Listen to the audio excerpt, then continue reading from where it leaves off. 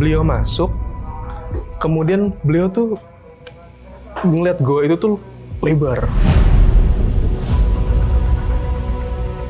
Aku nggak tahu nih apakah ini jadi kayak branding gitu, bahwa ini nantinya jadi sebenarnya tembus sampai ke Mekah itu jadi kayak metafora, jadi kayak perumpamaan aja. Bahwa ketika branding ini, nah inilah jadi yang bisa membawa kalian sampai ke negeri Mekah nanti.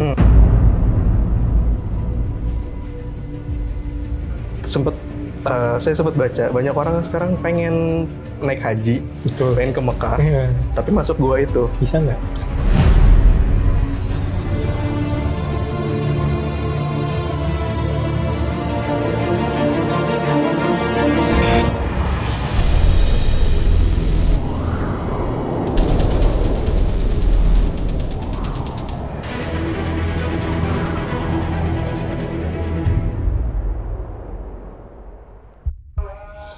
Assalamualaikum warahmatullahi wabarakatuh. Waalaikumsalam warahmatullahi wabarakatuh.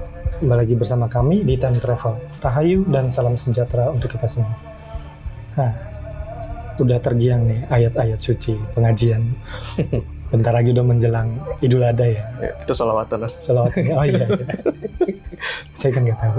Iya, nggak apa-apa. Nah, ini udah mau menjelang hari-hari Lebaran haji ya. Nah, terkait dengan itu, mungkin ada satu cerita pembahasan kali ya yang bisa menarik nih. Nah, kalau mungkin Sobat Time Travel juga udah pernah tahu, Alif juga mungkin udah pernah tahu, ada satu gua yang ada di wilayah Tasikmalaya, Jawa Barat. Itu letaknya mungkin di Desa Pamijahan. Nah, konon di situ itu ada sebuah gua yang dipercaya oleh sebagian orang atau banyak orang ya, terutama dari orang-orang Muslim, salah satu lorongnya itu bisa tembus menuju Mekah ya. Mungkin udah banyak diangkat. Nah, tapi di episode kita kali ini, aku tuh jadi pengen lebih tahu lebih banyak nih. Sebenarnya kan kalau memang diyakini begitu, berarti kan sudah pernah ada ya kejadiannya, sudah pernah ada peristiwanya. Nah, sebenarnya benar nggak sih lorong itu tembus sampai ke negeri Mekah? Oke, silakan. Bismillahirrahmanirrahim. Pertama, pastinya berangkat dari sebuah cerita. Cerita itu kan udah sering diceritain di mana-mana, di berbagai macam media lah ya, forum. Ya, ada seorang tokoh ulama di masa lalu, beliau bernama dikenal sebagai Syekh Abdul Muhyi. Ya, betul. Muhyi. Syekh Abdul Muhyi itu singkatnya adalah seorang Muslim, seorang ulama keturunan dari Mataram, kerajaan Mataram. Kemudian melanglang buana untuk belajar ilmu agama sampai ke Aceh, kemudian sampai ke Jilan itu di Irak, Baghdad. Di Irak ya, di negeri Irak kalau sekarang. Kemudian sampai pergi ke pusat ilmu agama Islam, yaitu di Mekah dan Madinah pada waktu zaman ya tahun 1600-an kalau nggak salah, 1600-an. Kemudian pulang lagi ke Nusantara, menyebar luaskan agama Islam, sampai akhirnya mengikuti petunjuk dari sang guru yang ada di Aceh pada waktu itu, kalau nggak salah Syekh Abdul Rauf Asingkili kalau saya tidak salah. Akhirnya mencarilah tempat yang nyaman untuk bisa berdakwah dan juga untuk mempertajam spiritualnya, yang kalau dalam banyak cerita yang beredar di masyarakat dan literasi, bahwa diperintahkan oleh sang guru mencari gua, intinya gua lah. Dan ternyata singkatnya beliau setelah mencari pindah-pindah tempat apa segala macam, ketemulah di daerah Pamijahan. Kalau sekarang ada gua yang sekarang ya dikenal sebagai gua Safarwadi Pamijahan. Dari cerita yang beredar kan begitu. Nah, kemudian ada cerita lagi setelah itu yang sebetulnya saya juga dengar baru sekilas cerita tentang ini, bahwa konon katanya di zaman dulu beliau bersama dengan salah seorang sahabatnya juga yang ulama juga pada waktu itu, seorang wali juga, seperti apa istilah kayak merencanakan perjalanan lah pergi ke Mekah. Tapi uniknya sang ulama yang sahabat ini berjalan dengan melalui daratan, ya layaknya perjalanan biasa lah kalau orang umum bayanginnya. Tapi kalau satu lagi sang Syekh Abdul Muhyi ini lewat gua yang akhirnya tembus sampai ke Mekah. Ketika di Mekah mereka bertemu dengan berbarengan, waktunya sama gitu. Kisah itu yang melandasi orang-orang di zaman sekarang akhirnya jadi pergi ziarah selain ke makam Syekh Abdul Muhyi di Pamijahan, akhirnya juga ke gua itu sampai ya dengan berbagai macam niat lah ya ke sana untuk bisa cuma sekedar ziarah dan hal-hal lainnya. Masing-masing orang beda-beda kan. Itu awalnya gitu cerita dari itu. Jadi kan orang kan jadi meyakini karena ada dua tokoh nih yang saling bisa mengkonfirmasi ya gitu. Kalau misalnya memang beliau ini sendiri menceritakannya atau dipercaya sama masyarakat ini, beliau mengatakan sendiri bahwa iya benar saya nyampe di sana, itu kan nggak ada yang bisa mengkonfirmasi ya. Jadi bisa aja kalau di zaman sekarang bisa dibilang kayak halu juga ya gitu. Karena nggak ada yang mengkonfirmasi ya kan gitu. Yang orang yakini juga di sana itu kan jadi kayak ada dua karomah kali ya, aku bilangnya karomah gitu kali ya. Ada yang namanya air Zam-Zam yang ternyata bersumber dari cai kahuripan, dan juga ada batu peci yang kalau misalnya orang muat kepalanya ada di situ, dia akan ditakdirkan bisa pergi ke tanah suci Mekah kan gitu. Nah, aku nggak tahu nih apakah ini jadi kayak branding gitu, bahwa ini nantinya jadi sebenarnya tembus sampai ke Mekah itu jadi kayak metafora, jadi kayak perumpamaan aja, bahwa ketika branding ini, nah inilah jadi yang bisa membawa kalian sampai ke negeri Mekah nanti. Nah, aku tadinya pikirnya kayak begitu. Sebenarnya bayangan yang dilakukan perjalanan sama Syekh Muhyi itu sebenarnya kayak gimana sih, Liv? Mungkin santrinya zaman dulu juga akan bertanya kayak begini juga kali ya. Iyalah pasti.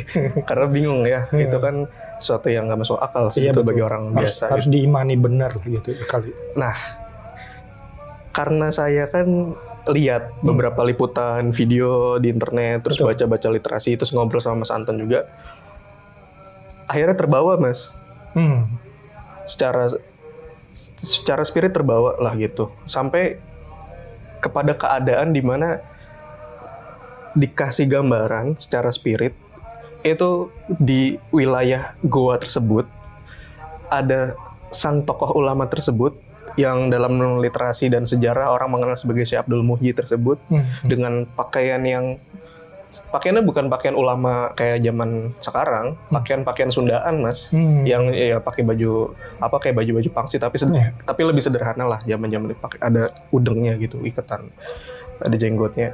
Itu lagi ngajarin santri-santrinya di wilayah bibir goa itu, gitu. Santri-santri itu lagi pada duduk di bawah. Ada beberapa orang, memang nggak banyak, tapi ada beberapa orang laki-laki di sana. Akhirnya karena terbawa suasana itulah, terbawa spirit itu, ada informasi-informasi yang kedengeran, yang masuk lah, bahasa yang bisa saya sampaikan gitu. Kan bagi orang awam kan ya sama kayak halnya tadi Mas Anton tanya, gimana itu kan, apakah karoma, apa gimana sampai orang banyak berduyun-duyun ke sana, sampai nyari, sampai ada yang masuk ke celah-celah gua itu masuk, bahkan kabarnya ada yang sampai hilang nggak ditemukan, sampai sekarang nggak ada gitu. Dan di pagar ya. Akhirnya sekarang di pagar gua tersebut di dalamnya sama pagar besi. Itu gimana? Terus akhirnya saya sempat dengar, karena di gambaran tersebut santri-santrinya juga ada yang bertanya, ya wajar namanya nyantri kan, nanya ke gurunya. Betul. Ada hal-hal yang nggak masuk akal nih gitu kan. Ada selintas kedengeran dari penuturan sang syekh tersebut gini, beliau itu jalan itu udah biasa dengan hal-hal seperti itu. Berjalan masuk ke gua itu udah biasa. Jadi bahasa aku tuh udah biasa ngelakuin perjalanan kayak gini.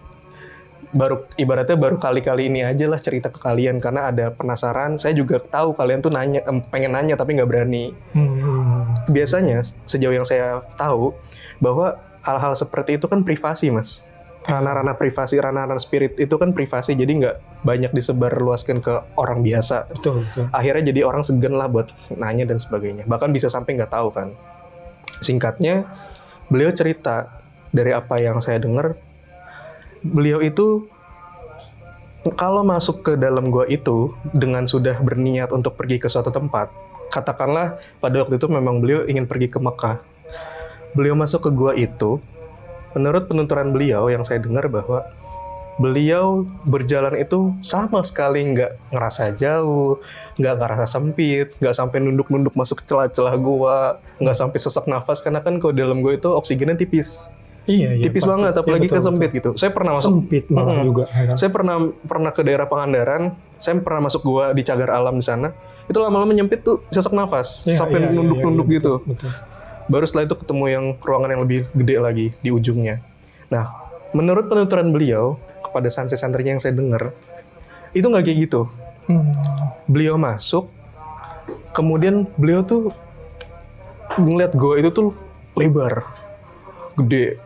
Atasnya tuh, atas batu goanya itu tinggi. Kanan kirinya tuh lebar. Tuh, ujung ada cahayanya itu kelihatan. Jadi mungkin orang sekarang bilangnya itu paling 100 meter, beberapa ratus meter lah, deket jaraknya. Kalau beliau pada waktu itu kan nyebutnya bukan meter ya intinya kayak beberapa langkah lah udah nyampe. Kelihatan. Bahkan dari cerita yang saya dengar dari penuturan beliau kepada santri-santrinya pada waktu itu, beliau tuh seringkali kalau lagi memang mau perjalanan ke sana, ke tempat yang jauh di sana, tapi deket, jadi beliau tuh sampai sempat istirahat dulu di dalam gua itu, di tengah-tengahnya, duduk, gitu, ngaso lah bahasanya, kayak gitu-gitu. Nah, akhirnya kan dari terbawaannya secara spirit itu dan dengar penuturan beliau, saya jadi ingat ada cerita yang tadi kita ceritain tuh di awal.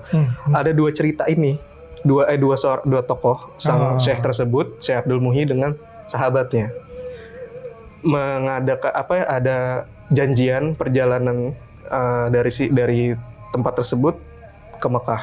Yang satu lewat jalur darat, yang satu lewat gua tersebut. Sejauh yang saya tahu, orang-orang di zaman dulu, apalagi tokoh-tokoh agama, ulama-ulama, wali-wali tersebut, itu kan punya keistimewaan ya Mas, punya kelebihan, punya ilmu spirit yang bagus, tinggi, bagus.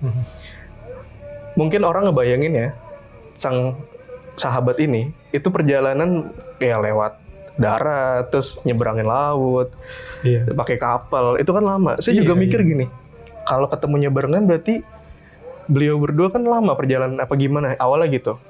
Sampai akhirnya saya juga sempat dengar bahwa sang sahabat ini itu juga menggunakan cara spiritnya juga Mas.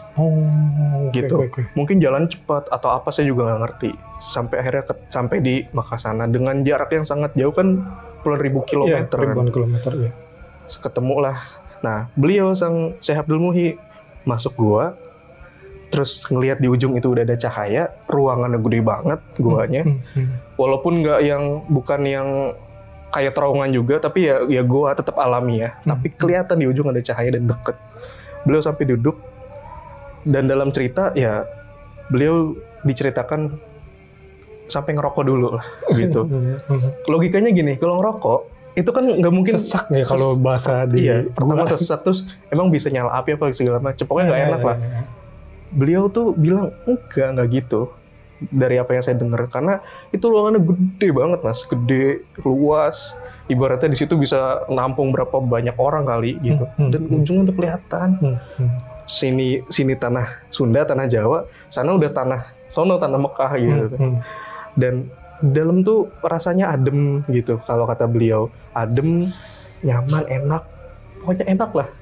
Dan beliau bilang ini tuh udah biasa, kalau ngomong ke santrinya tuh udah biasa, perjalanan kayak gitu udah biasa, udah hal yang lumrah gitu. Cuma memang nggak diceritakan ke banyak orang. Sampai berjalanlah ke ujung gua itu, ya ketemulah mereka berdua antara Syekh Abdul Muhyi dengan sahabatnya, nyambung ke cerita itu. Iya, secara bersamaan. Jadi dua tokoh ini berjalan melalui perjalanan yang berbeda tapi tetap dengan menggunakan ilmu spiritnya. Yang bagi orang awam kayak kita kan nggak masuk akal sebetulnya. Betul. Hayal. Hayal. Tapi bagi tokoh-tokoh zaman dulu itu udah hal yang biasa terjadi. Terus ada pertanyaan berikutnya. Saya juga sempat baca-baca tuh. Banyak orang kan sekarang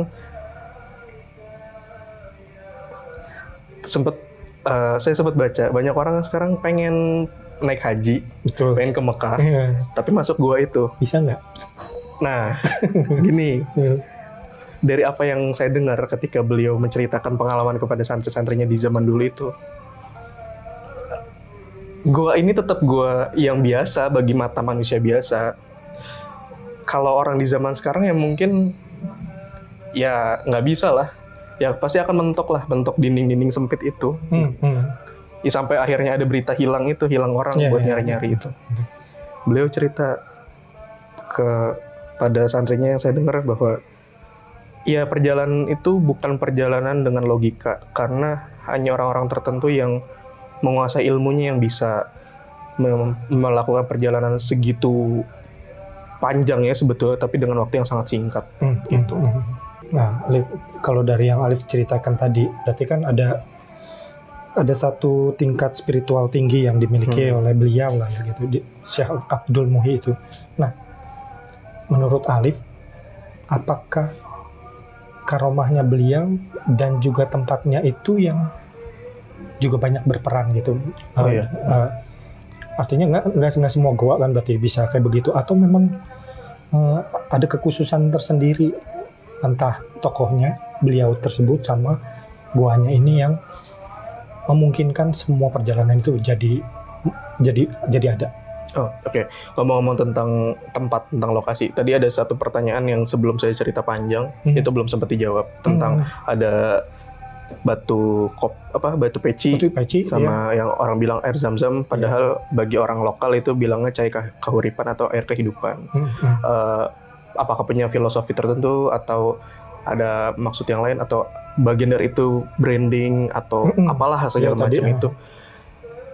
Dari yang secara penelusuran saya secara literasi aja, sebetulnya si batu-batu peci itu yang kelihatan kayak bulat-bulat sempurna itu banyak lah, cuma satu di dalamnya. Ada beberapa lokasi lah di dalam gua itu. Aku pikir itu cuma satu, jadi enggak. Wah, si beruntung banget yang ngepas gitu. Dari yang saya lihat itu emang ada beberapa lubangan aja di atas, di dinding atas itu gitu. Terus yang kedua ya air itu sebenarnya itu dari mata air juga gitu. Ya kalau orang bilang air zam-zam ya terserah dengan keyakinan masing-masing. Tapi itu sebenarnya dari mata air dari bawah tanah gitu kan.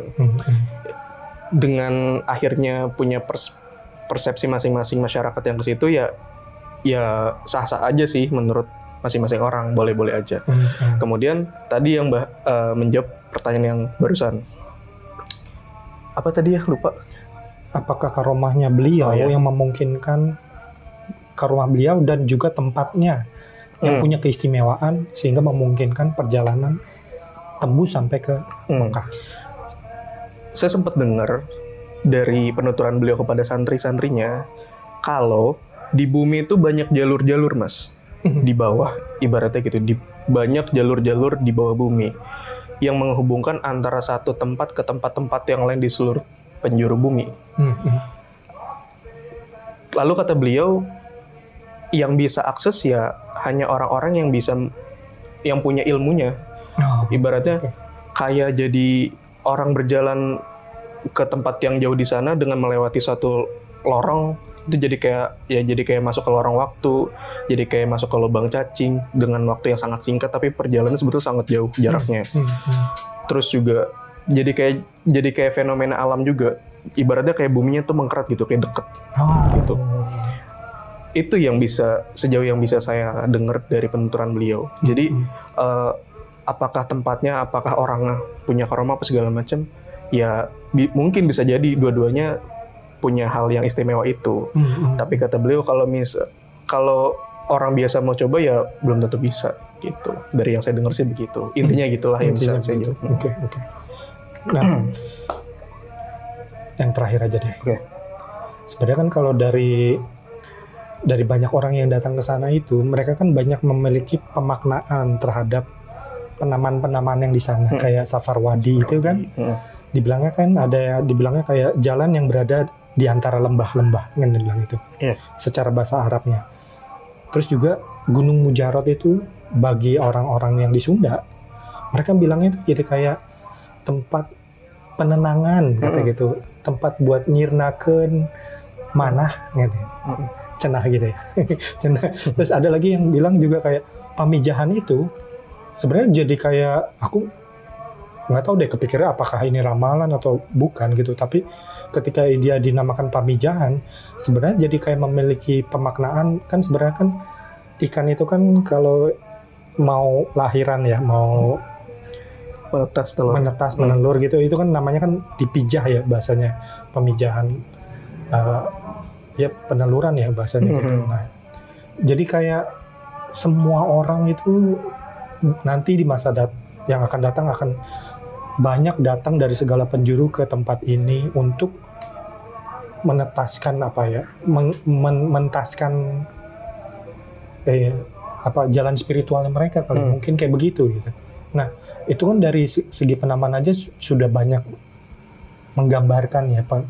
Kalau menurut beliau itu gimana sih di masa lalu? Kalau sejauh yang saya dengar ya Mas, bahkan beliau aja nggak kepikiran sampai hal-hal seperti itu. Penamaan-penamaan itu kan setahu saya belakangan. Akhirnya orang jadi memaknai itu ya, punya filosofi sendiri. Ya lagi-lagi tergantung persepsi orang lah. Itu kan akhirnya jadi tempat wisata religi, orang jadi punya keyakinan sendiri terhadap tempat itu, terhadap cerita dan sebagainya, termasuk lokasi-lokasi yang ada di sekitar gua tersebut. Yaitu balik lagi ke masing-masing orang yang menjalaninya. Tapi intinya ketika beliau menceritakan dan saya dengar ketika beliau menceritakan kepada santri-santrinya dan saya dengar sekilas, ya hal itu udah jadi hal yang alamiah tapi memang itu terjadi di zaman dulu. Itu dengan kemampuan spirit yang begitu ya. Iya. Dan gak semua orang bisa. Itu aja sih. Itu aja. Berarti emang orang-orang zaman dulu, leluhur-leluhur kita zaman dulu itu memang apa ya, punya tingkat spiritual yang tinggi, begitu dekat dengan alam sampai akhirnya bisa apa istilahnya, mengkolaborasikan kali ya pengetahuan spiritnya dengan alam, akhirnya punya satu kemampuan yang di luar akal orang kita zaman sekarang ya gitu. Ke depan ada lagi nggak sih kemampuan kayak gini lagi? Kalau itu sih saya kurang tahu. Tapi kalau dari cerita-cerita masa lalu ya mungkin bisa terjadi seperti ya waktu seperti kejadian-kejadian yang berulang kembali lah. Gitu. Ya mungkin gitu kali. Oke. Mungkin ini aja ya Liv yang bisa kita sampaikan terkait dengan gua Safarwadi yang ada di desa Pamijahan. Oke Sobat Time Travel, semoga kalian suka dengan episode kita kali ini. Tetap like, share, komen, and subscribe untuk selalu terhubung dengan video-video kita yang terbaru. Sampai kita bertemu di penelusuran selanjutnya. Wassalamualaikum warahmatullahi wabarakatuh.